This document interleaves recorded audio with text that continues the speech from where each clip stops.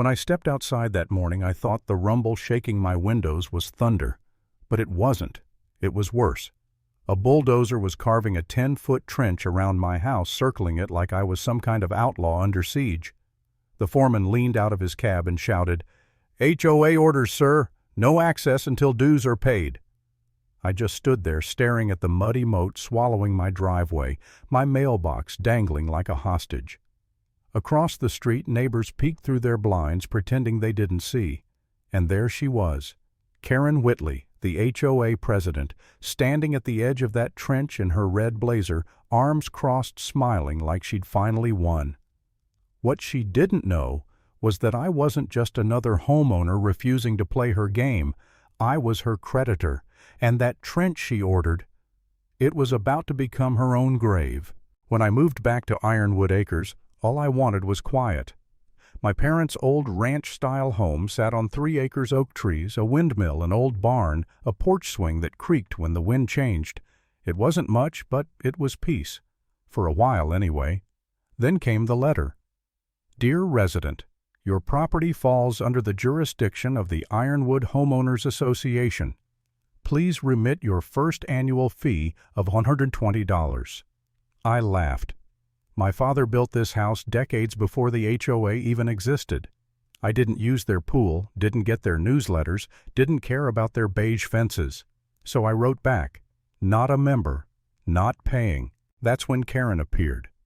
Mid-50s, short hair, sharp enough to cut glass lipstick, the color of a stop sign heels that could aerate a lawn. She called me, "Young man?" like she was scolding a student. The first time she showed up, she didn't even knock, just marched up my driveway with a clipboard. "Mr. Hayes, we need to discuss your non-compliance with HOA standards." "Non-compliance," I said. "Karen, my house isn't in your HOA." She smiled that tight Botox smile. "That's where you're mistaken. The new subdivision line places you under Ironwood governance." "Show me the deed," I said. She blinked. She didn't have one. But she still fined me $50 for unauthorized livestock, because of my old horse Daisy. Then $75 for the unapproved paint color. Beige apparently wasn't HOA beige enough. Within weeks, my counter was covered in fake fines and threats. I ignored them. That's when the real harassment began. Warning tags on my windshield, notices taped to my fence. Karen's little compliance committee, really just her and her 2 gossip-addicted friends, called daily to say I was lowering neighborhood values. I told them they were raising my blood pressure. Still, I let it go. I told myself she was just another control freak looking for meaning in other people's misery, until the morning of the trench. I ran out shouting at the crew. They pointed toward the HOA clubhouse. That lady in red said the board approved it. My driveway was shredded, my irrigation torn apart, my property violated. Karen stood across the trench smirking. "Maybe next time you'll answer our letters," she said. I stared at her. "You're going to regret this," she chuckled. "You can't win against the HOA." I smiled back slowly. "We'll see."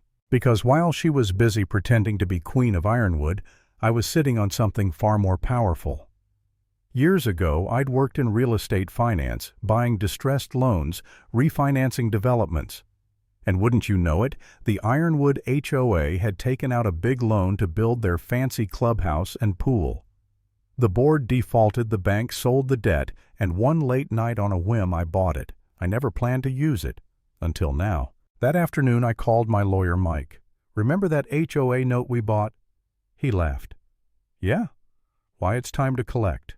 By sunset he had the files, every missed payment, every clause giving me enforcement rights. The HOA owed me hundreds of thousands.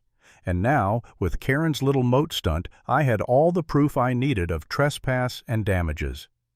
That night I stood on my porch, coffee in hand, moonlight glinting off the muddy water, and whispered, "Game on." The next morning, the neighborhood Facebook group exploded. Karen's cronies called me a threat to community integrity. I sipped my coffee and smiled. They had no idea the danger wasn't me, it was the stack of paperwork in my study. When Mike confirmed the debt's validity, I decided to make it official. I walked to the clubhouse. Karen was there flanked by her lieutenants, Rhonda and Jeanette, clipboard ready. "I hope you're here to apologize and pay your dues," she said. "Actually," I replied, "I'm here to collect yours." Her brow furrowed. I opened a folder. "See this clubhouse, the pool, the fountain that doesn't work. It's all collateral on a loan your HOA never repaid." I handed her the notarized assignment. "You're bluffing," she stammered. "Read it." When her hand trembled, I leaned closer. "Fill that trench and repair my land, or I foreclose on everything you own." Her eyes flickered. "You wouldn't dare. Try me." That's when the game changed. For days, Karen scrambled emergency meetings, emails, phone calls. She posted angry updates, calling me a predator investor. I stayed calm. I gathered evidence, drone footage, photos of damage recordings of her threats. The sheriff's deputies even laughed when they saw the trench. "They actually did this," one asked. "Yep," I said, "and they'll pay for it." But even as I built my case, doubt crept in. One night, sitting on my porch, I wondered maybe I'd gone too far. Maybe I should have just paid their stupid fee and moved on. What if the neighbors turned on me completely? What if I'd become the villain she claimed I was? The silence pressed in, heavy, thick with second-guessing.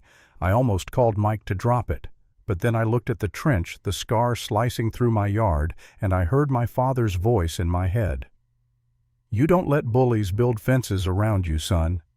That's when I knew I wasn't quitting. Not this time.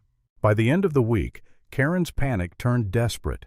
She hired private security to inspect my fence, filed bogus safety complaints, even left anonymous letters saying I'd never belong. I didn't flinch. Mike filed a lien enforcement notice, legally binding, airtight. When he delivered it to the board, Karen screamed, "This is harassment." "No, ma'am," Mike said. "This is debt collection." The next morning, silence. Bulldozers gone. Signs vanished. Her Facebook group deleted. I thought it was over. But 2 days later, another note appeared under my door. "You may think you've won, but this isn't over." And she was right, it wasn't. At an HOA hearing she called soon after, I walked into their clubhouse with Mike beside me. Karen sat at the head of the table surrounded by her minions, pretending to be in control. "Mr. Hayes," she began, "your actions have endangered this community." "Karen," I cut in, "you forgot the part where you dug a moat around my house." Her face reddened. Mike leaned forward.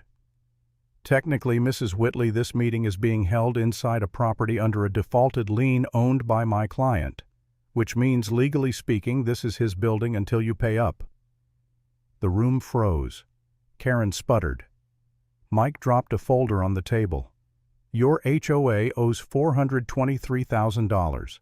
Pay by Friday or the sheriff auctions this clubhouse."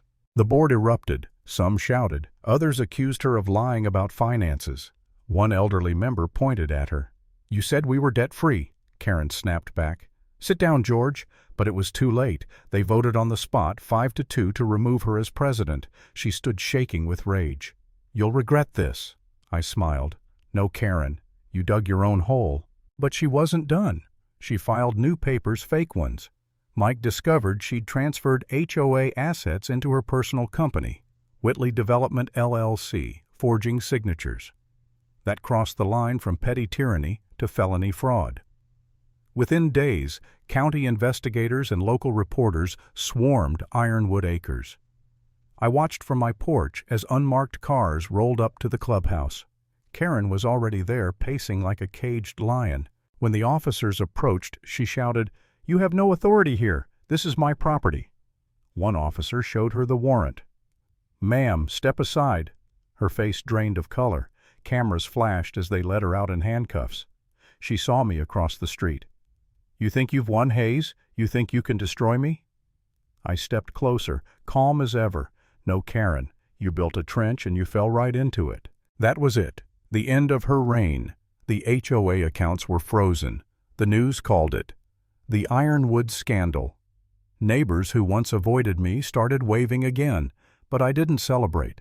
I just sat on my porch that evening, coffee in hand, watching the sunset burn through the oak trees. The air smelled like rain, clean and new. Karen wanted control so badly, she'd forgotten what community even meant. She turned a neighborhood into her empire and called it order. And when it crumbled, she blamed everyone but herself. I never saw her again.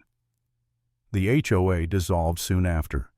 Ironwood Acres finally became what it should have been all along, a place where people lived, not ruled. And I learned something simple. When someone digs a hole to bury you, make sure they're standing on the wrong side of the shovel.